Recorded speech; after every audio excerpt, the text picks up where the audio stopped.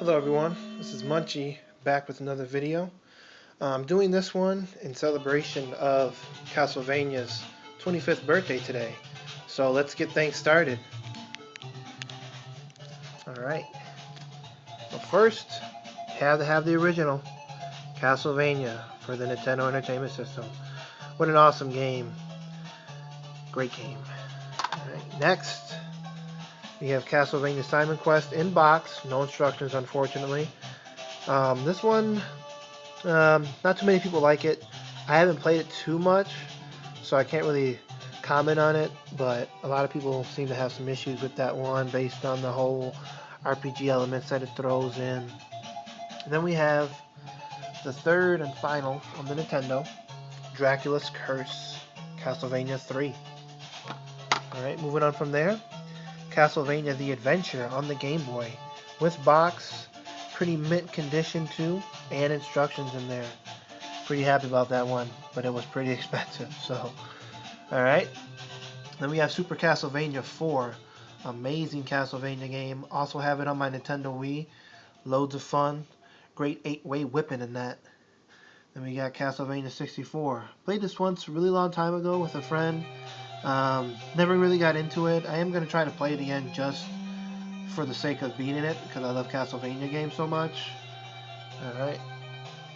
And then from there, I have Castlevania Circle of the Moon. The box is pretty beat up. I don't recall if it has the instructions in here. It's been a while since I looked. But let's take a look and see.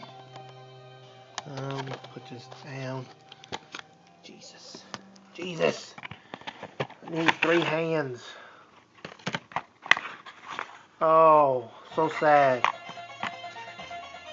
I'm going to have to get another copy of this one then. They're pretty cheap though. But that one does not have the instruction booklet, unfortunately.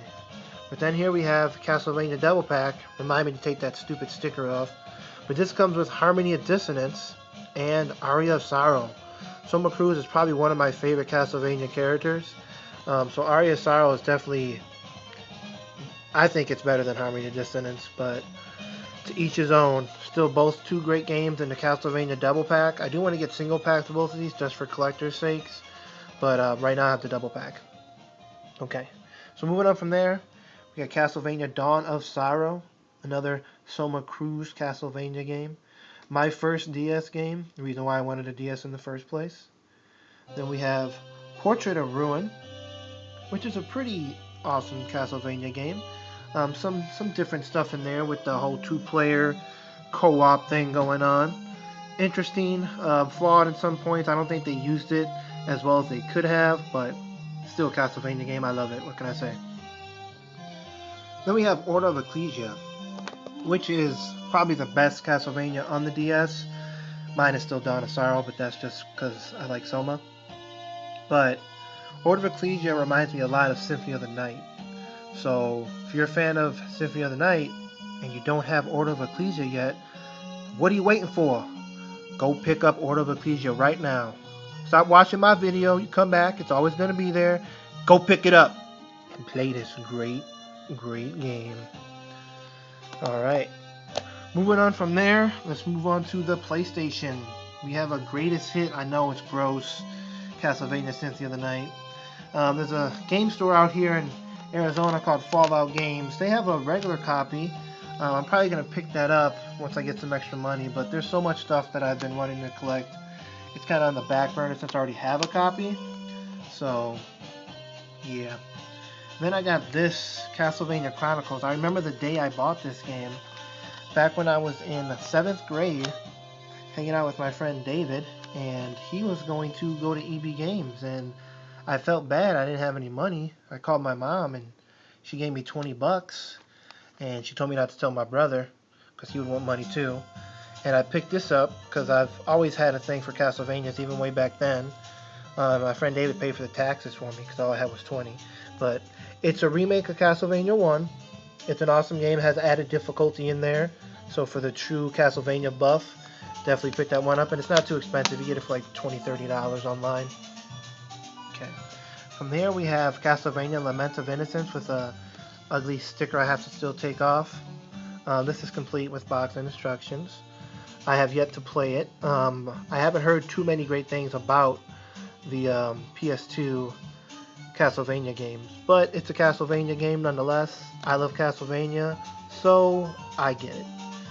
And we have Castlevania Curse of Darkness for the Xbox. Like I said in my previous video, I don't have an Xbox.